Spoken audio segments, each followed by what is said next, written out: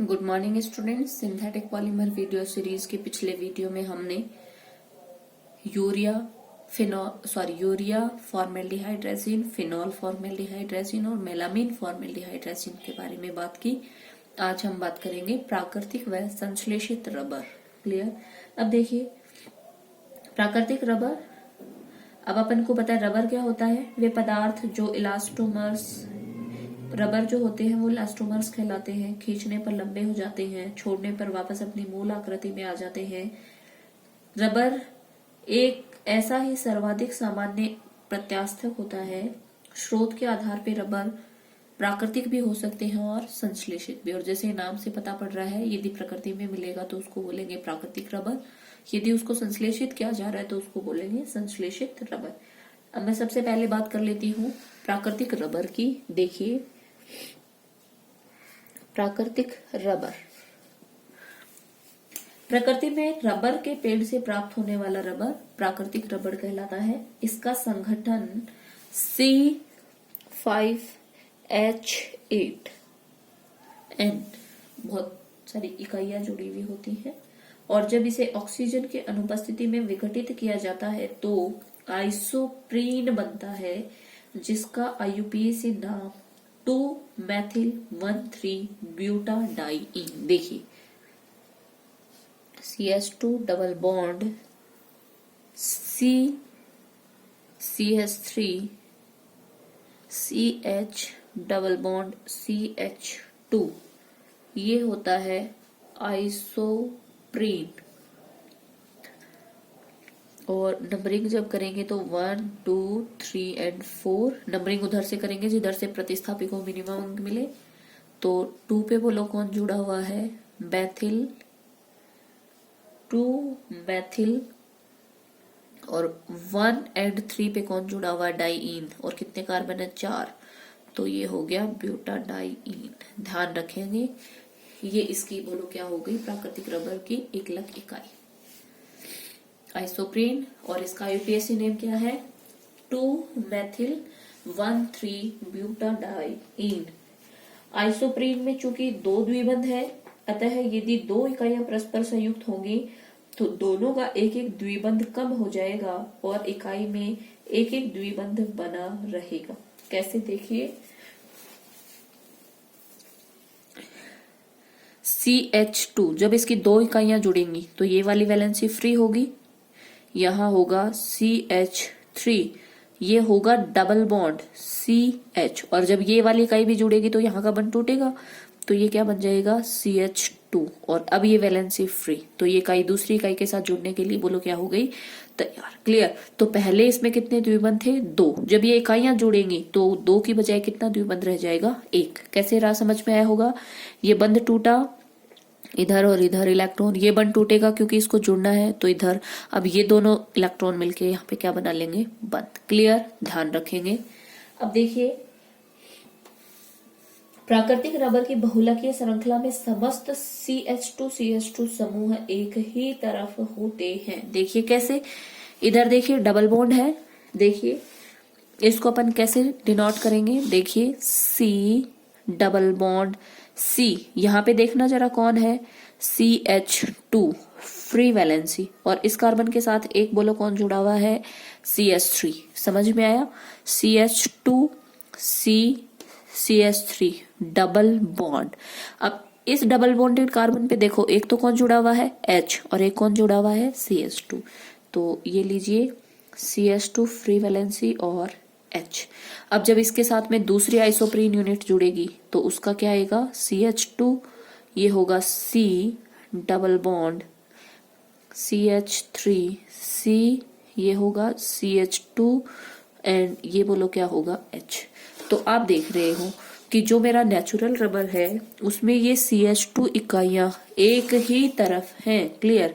यहाँ पे दूसरे आइसोप्रीन की जुड़ेगी, इसी प्रकार जब ये चलता जाएगा तो इसको तो मैं बोलो क्या बोलूंगी, नेचुरल रबर। लेकिन प्रकृति में ही पाए जाने वाला एक विशेष रबर जिसे गट्टा पर्चा कहते हैं, उसमें समस्त CH2 CH2 समूह ट्रांस में स्थित होते हैं। कैसे देखिए, ये तो सिस में तो होंगे नेचुरल रबर में, और नेचुरल रबर का ही एक रूप बोलो क्या है, गट्टा पर्चा, जिसमें समस्त CH2 ग्रुप बोलो किस में जुड़े होंगे, ट्रांस मैनर में। कैसे देखिए, ये हो गया CH3। अब इसका जब आप ट्रांस बनाएंगे तो इधर बोलो कौन जाएगा, H, यहाँ होगा CH2, और इसके साथ में जब दूसरे का CH2 जुड़ेगा तो ये बनेगा C डबल बॉन्ड O, यहाँ कौन है, CH3। और अब इसका ट्रांस बनाना है तो CH2 को कहाँ लेके जाएंगे, ऊपर। देखिए, तो यहाँ पे इधर, फिर ये इधर इधर, तो ये वाला जो यहाँ पे जो सारी इकाइयां जुड़ी वो कौन से वाले मैनर में जुड़ती हैं, सिस मैनर में। यहाँ पे कौन से वाले मैनर में जुड़ती हैं, ट्रांस। और जब ये ट्रांस जुड़े हुए होते हैं तो उसका नाम बोलो क्या होता है, गट्टा पर्चा। ध्यान रखेंगे, वेरी वेरी इंपॉर्टेंट। जो नेचुरल रबर होता है उसमें आइसोप्रीन इकाइयां कौन से मैनर में जुड़ती हैं, सिस मैनर में। लेकिन नेचुरली रबर का एक रूप और है गट्टा पर्चा, जिसमें इकाइयां सिस मैनर में नहीं जुड़ के कौन से वाले मैनर में जुड़ती हैं, ट्रांस मैनर में। क्लियर, ध्यान रखेंगे आप लोग। देखिए, अब इस रबर को प्राकृतिक रबर है, चूंकि प्रकृति से मिलता है और रबर के पेड़ से मिलता है। इसको प्राप्त करने की विधि देखिए,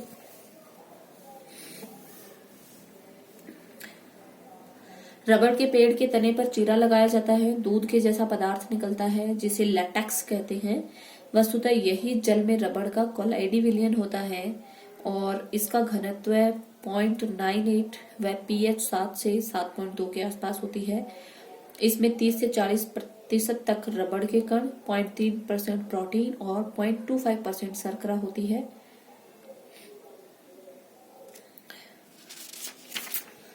अब आगे देखिए,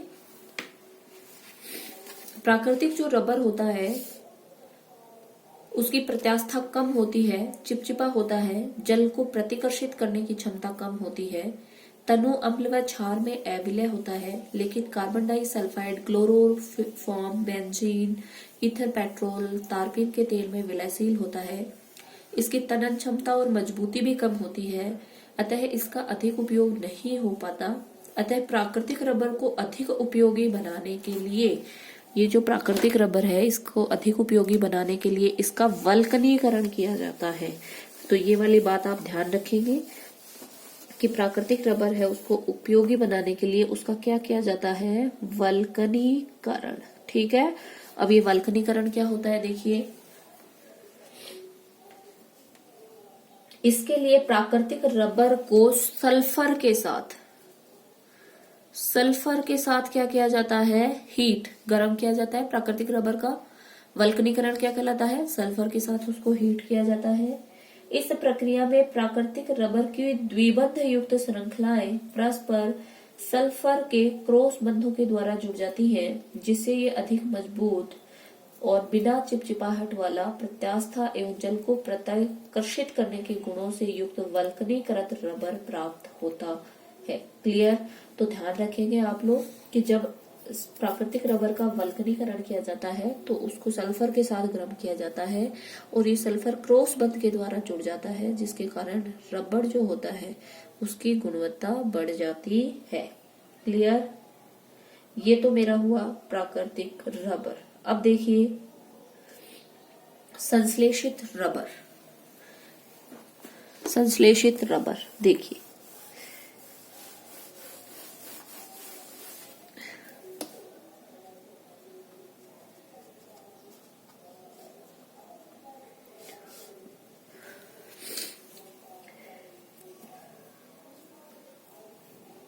पहला जो है वो है पॉलीक्लोरोपीन।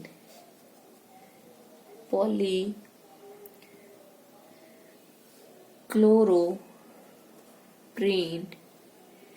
या नियोप्रीन। देखिए, पॉलीक्लोरोपीन को सर्वप्रथम संयुक्त राज्य अमेरिका में प्राकृतिक रबर के सफल प्रतिस्थापी के रूप में बनाया गया था। इसे बनाने के लिए क्लोरोप्रीन का पर ऑक्साइड उत्प्रेरक की उपस्थिति में मुक्त मूलक बहुलकीकरण करवाया जाता है।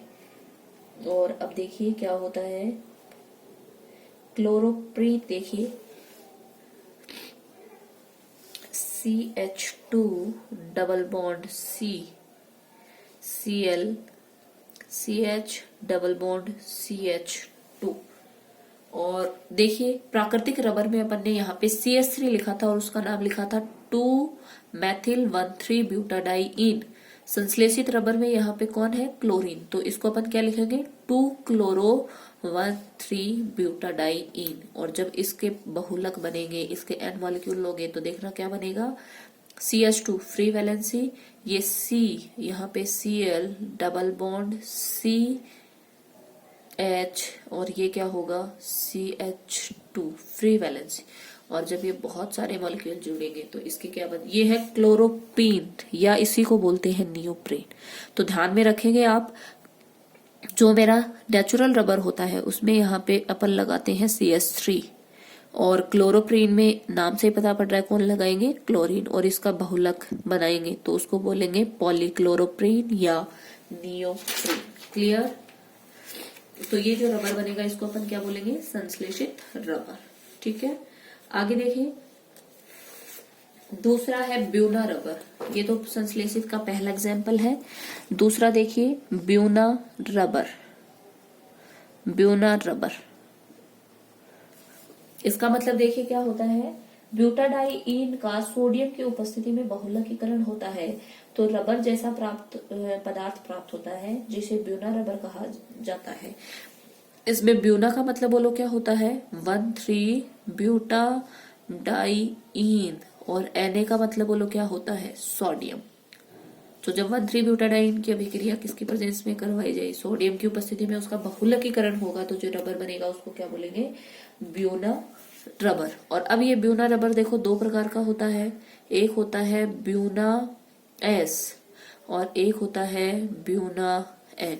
अब देखिए इधर ब्यूना का तो मतलब आप समझ गए कि 1,3-ब्यूटाडाइईन की अभिक्रिया किसकी उपस्थिति में करवाओगे, सोडियम। एस का मतलब देखो क्या होता है, एस का मतलब होता है स्टाइरीन, और एन का मतलब बोलो क्या होता है, एक्रिलोनाइट्राइल। देखिए स्टाइरीन सब बच्चों को पता क्या है, CH2 डबल बॉन्ड CH और यहाँ पे क्या लगा देना है C6H5, इसको बोलते हैं स्टाइरीन। क्लियर। और ब्यूना एन में देखो एन क्या है, इसको बोलते हैं, एन को बोलते हैं एक्रिलोनाइट्राइल, और ये क्या होता है CH2 डबल बॉन्ड CH और यहाँ पे किसको लगा देना है, साइनाइड।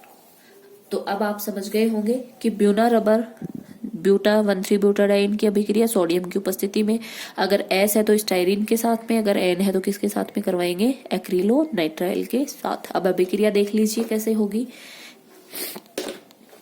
देखिए 1,3-ब्यूटाडाइईन CH2 double bond CH, CH double bond CH2, और इसकी अभिक्रिया अपन को बोलो किसके साथ करवानी है, स्टाइरीन के साथ।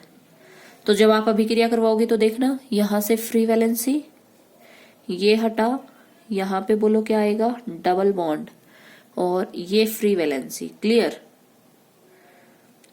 और जब आप ये फ्री वैलेंसी करोगे तो यहां से भी फ्री एंड फ्री, और ये आपस में जब जुड़ेंगे तो देखना जरा इसका क्या बन जाएगा, पॉलीमर। और ये जो पॉलीमर बना इसी को अपन बोलेंगे ब्यूना एस।